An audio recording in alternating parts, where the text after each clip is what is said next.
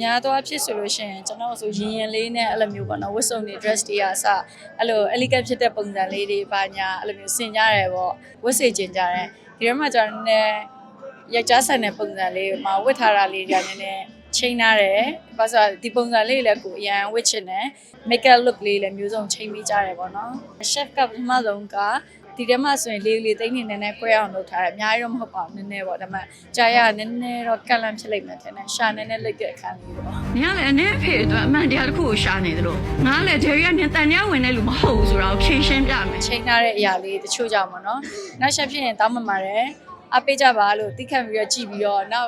်ဒီဟာလေးကျွန်တော်တို့အောင်မြင်တဲ့အဆင်ပြေသွားရင်ကျွန်တော်နောက်ထပ်အတန်ချိန်မှုတွေပုံစံချိန်မှုတွေပို့ပြီးအားရှိမယ်တဲ့နဲ့ဒီကိုယ့်ရဲ့အဖွဲ့သူအဖွဲ့သားတွေလည်းမေးကြည့်ရဲကျွန်တော်လုပ်တဲ့ဟာနောက်ဆက်ဖြစ်လောက်လားကြိုက်လားဆိုသူတို့တွေတော့ကြိုက်ပါတယ်တဲ့ကျွန်တော်တို့အောင်မက်ကလေးကနည်းနည်းရထားပြီပေါ့နော်ကုန်လူပါဖို့ break တဲ့ရဲ့အဆုံးဖြတ်ပဲလူတော့မယ်တဲ့နဲ့အပြင်တိုင်းမှာပဲပြစ်မဲ့နှလုံးသားလေးပါလို့အကနောက်တာပါပြစ်မဲ့နှလုံးသားမှာရမုံနိုင်ဆိုရဲဇက်ကောင်နေရပါပေါ့နော် character လေးကတော့သူက chef တယောက်ပေါ့ဒီကောင်မလေးတယောက် chef တယောက်အထီးကျန်တဲ့မိန်းကလေးbroken family ကဆင်းသက်လာတဲ့ကောင်မလေးပေါ့ထိတ်လာမှဆိုမြင်ရလိမ့်မယ်အဲ့ style bang နဲ့တခုရှိပါဆိုရင်လေအဲ့ဆိုတော့နှလုံးလောက်ထားတယ်ဒီ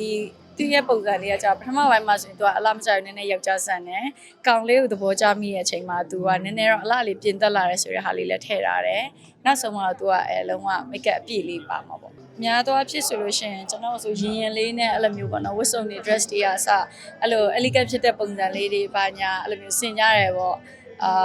အဲ့လိုပေါ့နော်အဲ့လိုလေးဝတ်စေချင်ကြတယ်ဒီထဲမှာကျွန်တော်လည်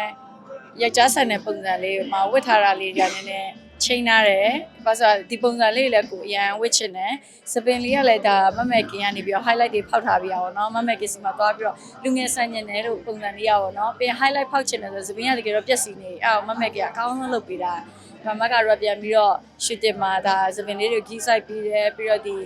make up look လေးလည်းမျိုးစုံချိန်ပြီးကြတယ်ပေါ့နော်အမခုပြောင်းရလို့မြင်ပြီးတော့ကျေးဇူးအများကြီးတင်တယ်တကယ်လည်းအဲ့လိုပြောင်းချင်တယ်ပြိသက်အမျိုးပါချိန်စီချင်တာပါကိုယ်မြင်နေကြဆိုနေနဲ့မြန်မာဆန်နေဆိုရဲအမြင်လေးမှာလူကြီးဆန်နေဆိုရဲအမြင်လေးမှာဒီအောင်လူငယ် type ကလေးသွားတဲ့ဟာလေးပေါ့အဲ့ဒါလေးတော့မြင်စီချင်တယ်ဟုတ်အန် challenge ဖြစ်တယ်ဘာလို့လဲဆိုတော့တင်တန်းသွားတတ်တော့ဆိုလို့ရှိရင်ဒီ chef တွေရဲ့အခေါ်အဝေါ်တွေပေါ့နော်ဒီမိဖို့ကြောင့်အခေါ်အဝေါ်တွေကတေချာကြီးနားမလဲခဲဘူးပေါ့နော်တင်ပေးတဲ့အချိန်မှာဆိုအဓိကချက်နီးပြုတ်နီးနဲ့ဓားကင်နီးတွေအဲ့ဒါတွေရက်ကလည်းတူသွားတာပေါ့နော်တင်ရရက်တူတော့အဲ့အပိုင်းလေးမှာအကောင်းဆုံးစူးစမ်းခဲ့တယ်မှတန်လက်ထဲမှာပါတဲ့ဟာတွေကကြတော့ဒီ chef တွေအသုံးနေပေါ့နော်စကားပြောတာပြီးဒီ himwe တပွဲကိုရှင်းပြရတဲ့ဟာဆိုနေနဲ့ခက်တယ်ကိုအတွက်ကလေဘာလို့လဲဆိုတော့chef life ကကြတော့သူကနေ့စဉ်သုံးပေါ့နော် professional သုံးနေကြစကားလုံးတွေကိုရီးယားဒီမှာသုံးရတာဖြစ်တဲ့အတွက်ကြောင့်ကိုယ့်ရဲ့ professional life မဟုတ်တော့တကယ်ကိုခက်ခဲဖြစ်ခဲ့တယ်အဲ့အပေါ်မှာလည်းဒါအကောင်းဆုံးလို့ကြိုးစားပေးမယ်လို့အချက်တွေရှိသွားခဲ့ရင်နားလည်ပေးကြပါအောင်ချက်တာတွေကကြတော့ cake လေးဖြတ်ပြီးရိုက်တာဖြစ်တဲ့အတွက်ကြောင့်ဆရာတွေတင်ထားတဲ့အတိုင်းတေချာလုပ်ခဲ့တာကြောင့်ဒီချက်တာပြုတ်တာတွေကတော့အခက်ခဲတော့မရှိခဲ့ဘူးပေါ့နော်ဘာလို့လဲဆိုတော့တကယ်မြည်ရမှာမဟုတ်တာတီထဲမှာဆိုမကောင်းလဲကောင်းတယ်ပဲပြောပါလေအဲ့လိုဆိုတကယ်မြည်ရမှာတော့ပြဿနာမရှိအမြင်လားဖို့အရေးကြီးတယ်ကင်မွန်ကင်နေမှမို့အရေးကြီးရဆိုတော့ဒါကလည်းဘေးနားမှာအဲ့တကယ်ဟိုတယ်မှာ Jasmine တို့သွားတော့ဆိုလို့ရှိရင်လည်းတကယ်chef တွေကပြောပြပြီးရမျိုးရှိရပါတော့အဲ့လိုဘယ်လိုလေးတွေမှသစင်းဆိုရင်မှားပြီးပါလာပြီးငကက်ဝတ်လိုက်မိတာငကက်ခွင်းလေးဝတ်လိုက်မိတာဒါဆိုနောက်မှကိုလိုအချက်ရှိသွားရပါတော့မေးတာလေးတမန်အိတ်စင်လေးတော့တတ်နိုင်တဲ့လောက်တော့ဖြုတ်ထားပေးမယ်လို့ပြောရဲပေါ့နော်မဆိုလို့ကြည့်အဲ့လေးပါလာခဲ့လေတခါလေးကျူတောင်းမှနားလဲပေးပါလို့ဟုတ်ဒီမှာဆိုလို့ရှိရင်လောက်ရတဲ့ဟာတွေကကြာဒီခေါင်းကပေါ့နော်ဒီ duty ပေါ့ duty coat တွေduty dress တွေဝတ်ရတဲ့ခါကျတော့ဒီအပေါ်မှာပဲ safe ဖြစ်သွားပါတယ်ဟုတ်ဒီကတခါကျရင်ရှိရလေရတာဘလောက်ကောင်ချက်ထားတဲ့ပုံရောဟောပြစားကျင်စိတ်မရှိဘူးဟင်းကြည့်စားကျင်စိတ်မရှိဘူးလားရှိရလေအဲ့လိုပေါ့ဒီလှတဲ့ခါကျတော့လည်းဘာပြောခိုင်ကျရင်လူကြီးကပြောရကွယ်တချို့လူကြီးဆိုအတုံးလုံးကျန်းနေတည်မလား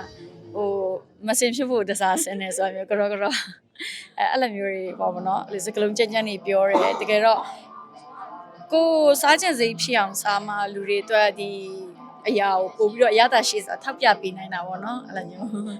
းကိုချင်းစာတရားပါရပါဘောနော်ကိုစားတယ်လည်းမျိုးဟ ဥမာထားပါတော့အသီးရွက်တစ်ခုပဲဖြစ်ပါဖြစ်ဖက်ကနေဆိုစပွဲပေါ်ပြုတ်ကြသွားရင်တော့ပြန်ပြီးတော့ဟင်းကိုရဲကောက်ထဲဖို့ကသူများစားဖို့ဆိုရင်များသွားဖြစ်ဆိုလို့သူလက်ကြညာလေကိုစားဖို့ဆိုလည်းတစ်ခါကျရင်ဟို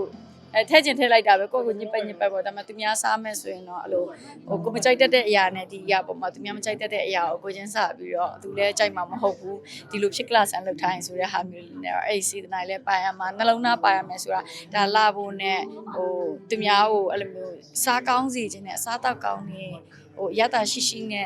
စားလိုက်စီခြင်းနဲ့ဆိုတဲ့စေတနာတွေပေါ့နော်အော်ဒီမှာကျတော့သူက European food ပေါ့နော်အဲ့ဒါကို steak တွေလောက်တာပေါ့အဲ့ဒါကိုအဓိကထားဖြစ်တဲ့အတွက်ကြောင့်ကိုကတော့အိမ်မှာပြန်မချက်ဖြစ်ဘူးဘာလို့လဲဆိုတော့ထည့်ရမယ့်မျိုးမီဒီယာလေးဝယ်ရမှာတို့ကုန်မှာတော့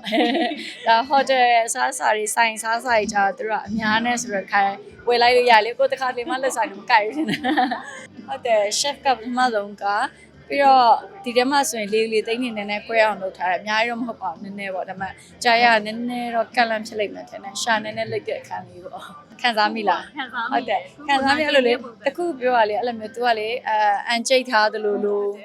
ဟိုစကားကြီးရအောင်လို့ခေါ်မလဲပြောရပုံစံအဲ့ဘယ်လိုလုပ်လိုက်တာလဲဆိုရင်ပြောရဒီနားမှာပဲတက်ပြီးတော့ဒီနားကနေထုတ်တာဆိုလေနည်းနည်းတော့အခက်ခဲရှိလိမ့်မယ်ကြားရတာလေနည်းနည်းလေးပြောင်းထားချိန်နာတာလေးရှိရရန်ဖြစ်တဲ့ဟာခါတိုင်းမေမီကိုကိုရဲ့ flow နဲ့မတူဘူးဒါတော့အမှန်ပဲဖြစ်လိမ့်မယ် character လေးလာလို့ရှိရင်စိတ်နှောက်ရှက်ဖြစ်ရင်တောင်းမှမှာတယ်လို့အဲ့ character ကိုပြောရတဲ့စကား flow တွေကြောင့်ချိန်နာတဲ့အရာလေးတချို့ကြောင့်ပေါ့နော်နောက်ရှက်ဖြစ်ရင်တောင်းမှမှာတယ်အပေးကြပါလို့တိခတ်ပြီးတော့ကြည့်ပြီးတော့နောက်ဒီဟာလေးကျွန်တော်တို့အောင်မြင်တဲ့အဆင်ပြေသွားရင်ကျွန်တော်နောက်ထပ်အတန်ချိန်မှုတွေပုံစံချိန်မှုတွေပို့ပြီးအားရှိမယ်တဲ့နဲ့ဘာလို့လဲဆိုတော့လောက်ကြည့်ရပါတော့ဒီဟာလေးကစူးစမ်းကြည့်ရဲ့အချိန်မှာဒီကိုယ့်ရဲ့အဖွဲ့သူအဖွဲ့သားတွေလည်းမေးကြည့်ရဲ့ကျွန်တော်လုပ်တဲ့ဟာနောက်ဆက်ဖြစ်လောက်လားကြိုက်လားဆိုသူတို့တွေတော့ကြိုက်ပါတယ်တဲ့ကျွန်တော်တို့အောင်မက်ကလေးကနည်းနည်းရထားပြီပေါ့နော်ကုန်လူပါဖို့ break တဲ့ရဲ့အဆုံးဖြတ်ပဲလူတော့မယ်ထင်တယ်ဟုတ်တယ်တစ်ချက်ချက်ကျွန်တော်တို့လွတ်သွားပြီလည်းရှိပါတယ်ဥမာကို